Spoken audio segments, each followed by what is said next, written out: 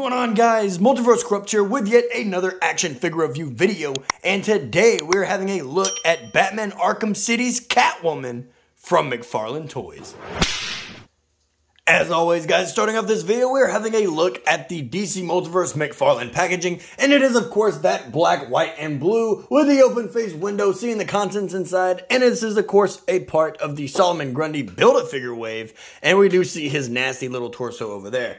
DC Multiverse down here at the bottom, along with Catwoman's name. Flipping it over here to the side, guys, we do have Catwoman from Batman Arkham City, and then, of course, on the back, we do have a product image of Solomon Grundy and the other figures that come in this wave. Get a little closer look here. We do see that it comes with Batman, Catwoman, Ra's al Ghul, and the Penguin. Flipping over here to the other side, guys, not really much going on other than DC Multiverse and Catwoman's name. Going over here to the top of the box, nothing really going on up there. And then down here at the bottom is the barcode for you barcode guys. With all that said, let's go ahead and rip Catwoman out of the packaging and see how she looks. An orphan who learned to survive on the mean streets of Gotham City, Selina Kyle turned to thievery to survive. Determined to do with style, she learned martial arts and trained in gymnastics to perfect her skills. Her criminal activities are tempered by a reluctant altruism, making her an inconsistent villain and occasional hero. She maintains a complicated relationship with Batman that frequently turns flirtatious and occasionally romantic. So right here, guys, is Selina Kyle Catwoman standing on the rotating turntable, and I will say, for first-hand impressions, she's pretty okay. She's kind of lackluster. They did do an amazing job for detail within the suit from what I can see, but I feel like they spent too much time on one particular part of this figure as opposed to perfecting the figure as a whole. With all that said, though, guys, let's go ahead and take Selina off of the rotating turntable and take a closer look at the accessories that she came with.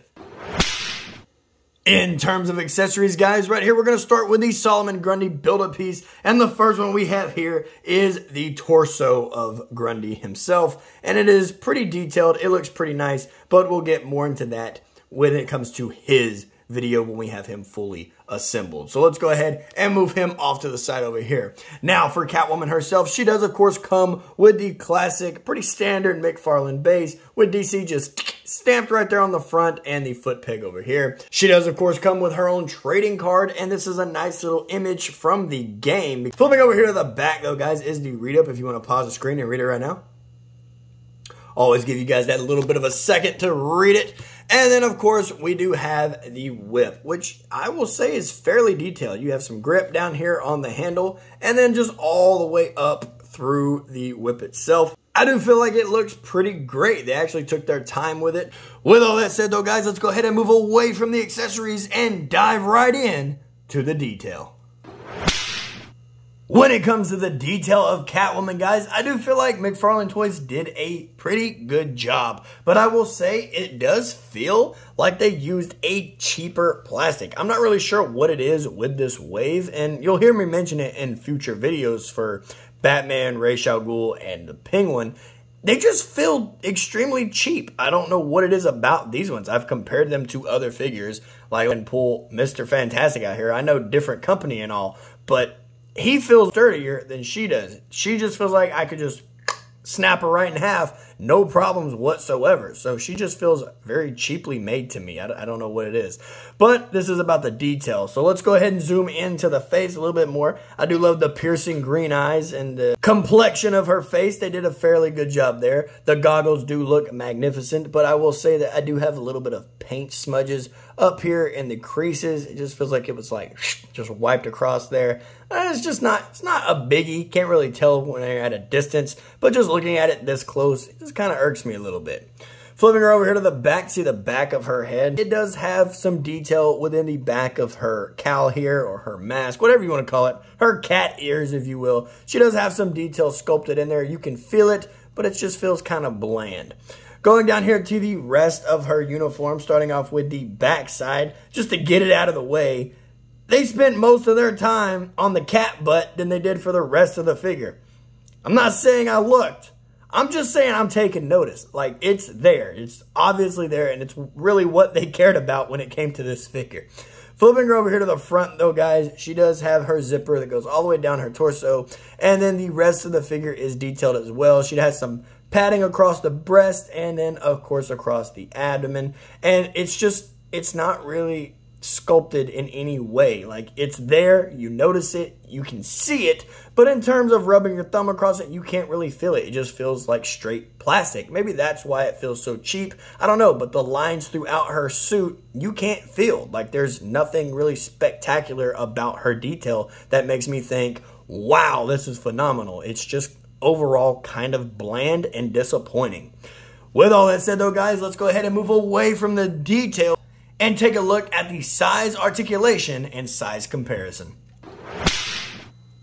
When it comes to how tall Catwoman stands, guys, she does stand at about the 6 3/4 mark. So she is underneath the 7-inch. You can round up if you want to, but she will stand a little bit shorter than the rest of your McFarlane figures, which works for me. Female character next to a male character kind of works, and it is accurate from the game itself. Going ahead to the articulation, let's go ahead and take Catwoman off of the base here. A little tight there, but we'll go ahead and move her closer into the camera. Starting off with her head articulation, guys, she does look up ever so slightly. Her collar back here kind of gets in the way, and she can look down about that far. And thanks to the ball joint, she does rotate all the way around and get some head tilt. When it comes to her arm articulation, her arm does go out about that far, goes all the way around, and she does, of course, have bicep swivel as well, and even some double hinged elbow action. She does, of course, have the wrist hinge and peg, but it doesn't so much hinge because her kind of cuffs over here get in the way, and it just kind of blocks it from hinging. It is there, but it is ever so slight. When it comes to her ab crunch, it is non-existent going forward, but she can, of course, play the limbo if she wanted to. She does, of course, have waist swivel as well. Her legs kick out about that far, and they kick back about that far, so she'll be good to get some of those infamous Catwoman kicks, and she does, of course, have double hinged knees as well. When it goes down to her ankles do articulate down. They articulate up. She does have a little bit of toe articulation, but it is basically non-existent. I wouldn't even have wasted my time with this figure having toe articulation. I get they want to stay true to their 22 points, but it's kind of useless. You can't really use it for anything. Starting off the size comparison, guys, here we have the Arkham City Catwoman next to the Robert Pattinson's Batman Catwoman. And I do feel like for figures, this one is the superior one. This one here, I love the classic suit. It is phenomenal to have the classic suit, but it's just very lackluster compared to this one here. There was no love put into this one at all. Right here, guys, we have Catwoman next to the Page Puncher's Batman. And this isn't the ideal Batman that I would personally display her with. I'm obviously going to display her with the Arkham City Batman, but this is just the closest Batman I had next to me, and it just kind of worked out. So this is the size here. Doesn't really work out for me. I feel like she's a little bit too tall compared to him. He is a little stubby when it comes to this figure, but still, he's a phenomenal figure overall. Moving out of the DC Universe, guys, here we have the Arkham City Catwoman next to the NECA Toys Last Ronin Unarmored Ninja Turtle. And I do feel like this scale works. I'm okay with the Last Ronin being shorter than Catwoman. And then, of course, last but not least, here we have Catwoman next to the Marvel Legends Mr. Fantastic from the Fantastic Four. And it, yet again, does not work. She is just too tall.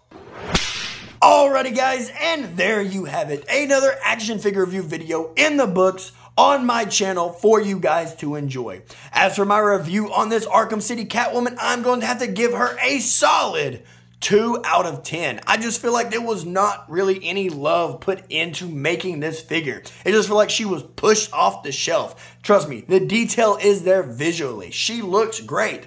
But in terms of feel and articulation, there was really nothing spectacular that made her stand out to be her own. You can just really tell that she was cheaply made and just pushed out. She almost feels like a knockoff. I personally am not a big fan of this figure at all. With all that said though, guys, if you did enjoy, hit the like button and hit subscribe. We are currently 92 strong, so let's smack that subscribe button. We are on the road to 100. I really do appreciate every single last one of you who subscribed. I wouldn't be here without you guys, but let's try to make this channel blast off. I would really appreciate it. Also, be sure to leave a comment down in the comment section below, and I will see you in the next video.